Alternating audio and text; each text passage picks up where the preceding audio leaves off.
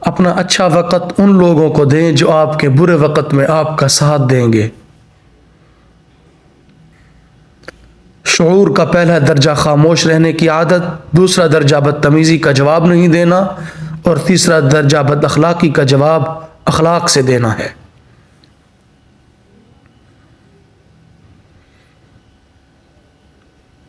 ہر کوئی اس دنیا میں مسافر ہے، یہ نہ سوچو کہ لوگ کیا کہیں گے، لوگ بھی مسافر ہیں، یہ بھی چلے جائیں گے۔ جتنا برائی سے بچ سکتے ہو بچو، جتنا اچھا کر سکتے ہو کرو۔ زندگی ایک بار ملتی ہے، سراسر غلط تصور ہے۔ زندگی تو ہر روز ملتی ہے، دراصل موت صرف ایک بار ملتی ہے۔ روتے رہ جاؤ گے جس دن سجدے کی طاقت نہیں ہوگی، ابھی بھی وقت ہے نوجوانوں، نماز قائم کرو۔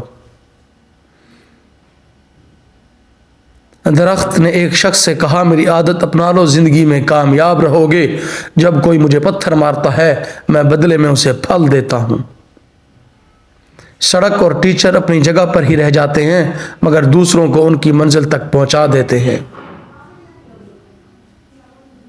انصاف کرو ورنہ یاد رکھنا، حضرت صالح علیہ السلام کی اونٹنی کے قاتل صرف 4 لوگ تھے، مگر غرق پوری قوم ہو گئی کیونکہ باقیوں کا جرم خاموش رہنا تھا۔